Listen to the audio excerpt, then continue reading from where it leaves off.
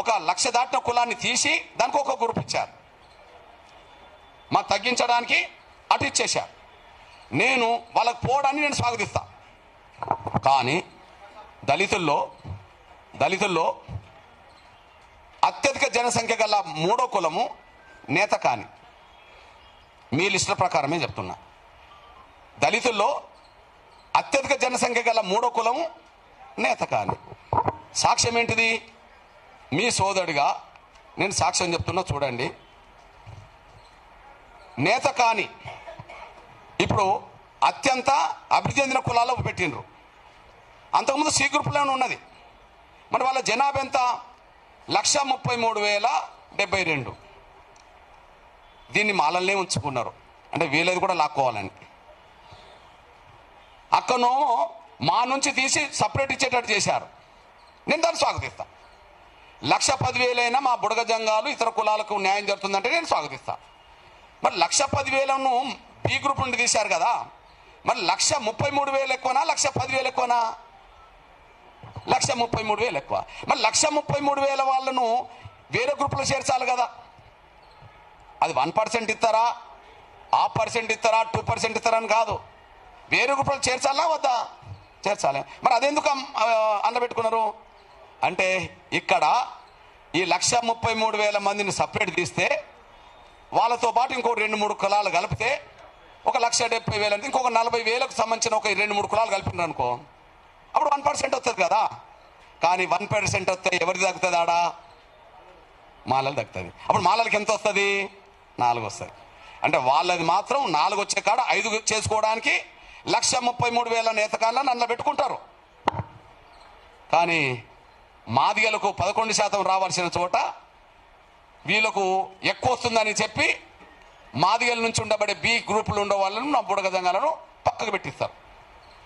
1,10,000కు ఒక గ్రూప్కు చేయడానికి మేజర్ క్యాస్ట్గా చూసినప్పుడు 1,33,000 మంది ఉండబడే నేతకాన్లు ఎందుకు చూడలేకపోయారు? కారణం ఏంటి అంటే, ప్రతి దశలో మా జనాభా పరంగా ఇవ్వలేదని రుజువు అవుతుంది, మా వెనుకబాటు చూడలేదని రుజువు అవుతుంది. అదే సమయంలో అత్యంత వెనుకబడ్డ వాళ్ళలో 1 గ్రూప్లోకి అత్యంత డెవలప్ అయిన కులాలను చొరబడి వాళ్ళ అవకాశాలు దోచుకోవడానికి సిద్ధపడతానని రుజువు అవుతుంది. మరొక వైపు 3వ స్థానం, మీరు నిన్న వివేక్ గారి స్టేట్మెంట్ చూడండి. వివేక్ గారి అసెంబ్లీలో స్టేట్మెంట్ చూడండి. ఏం చెప్పారు? దళితుల్లో 3వ అత్యధిక జనసంఖ్య ప్రజలు నేతకాని ప్రజలు, వాళ్ళకు ప్రత్యేక కార్పొరేషన్ పెట్టమని గతంలో నేను కోరాను అని అన్నాడు ఆయన. నిజమే, ఎన్నికల సమయంలో, పార్లమెంట్ ఎన్నికల సమయంలో అక్కడ నేతకాని బిడ్డ బీజేపీలో పోటీ చేస్తుంటే తన కొడుకును కాంగ్రెస్లో పోటీ పెట్టినప్పుడు ఈ నేతకాని వాళ్ళందరూ నేతకాని బిడ్డకు ఓటేయకుండా కొంతమంది నేతకాని లీడర్లను తీసుకొచ్చి, చూడండి, నేతకాని కార్పొరేషన్ ఏర్పాటు చేయండి అంటే వాళ్ళ కొడుకు నేతకాని ఓట్లు వేయించుకోవడం కోసం. అప్పుడు పెద్దపల్లి పార్లమెంట్ అభ్యర్థి ఎవరు? బీజేపీ నేతకాని. అంటే నేతకాని ప్రజలు నేతకాని బిడ్డకు ఓట్లు లేకుండా చేసుకోవడానికి కొంతమంది నేతకాని నేతల్ని తీసుకెళ్లి ఇదే వివేకు నేతకాని వాళ్ళకు ప్రత్యేక కార్పొరేషన్ ఇవ్వమని కోరిండు. ఇది సాక్ష్యమే కదా. మరి నేతకాని ప్రజలకు మాలలతో సంబంధం లేకుండా, మాదిగలతో సంబంధం లేకుండా మాదిగ కార్పొరేషన్తో పాటు నేతకాని కార్పొరేషన్ కూడా ఏర్పాటు చేయాలన్న మీరు, మరి నేతకాని ప్రజల జనాభా నిష్పత్తి ప్రకారం వాళ్ళకు ప్రత్యేకంగా 1% కేటాయించమని ఎందుకు కోరలేదు?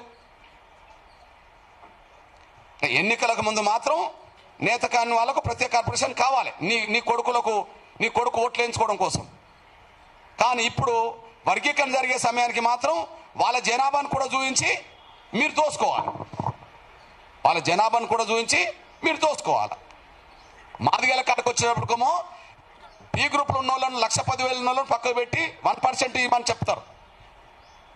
1,33,000 ఉండబడే నేతకాని వాళ్ళకి మాత్రం వాళ్ళు మీరే కలుపుకుంటారు. ఇదంతా అశాస్త్రీయంగా ఉన్నదనే విషయం కూడా స్పష్టంగా రుజువు అవుతుంది. ఇదంతా అశాస్త్రీయంగా ఉన్నదనేసి కూడా రుజువు అవుతుంది.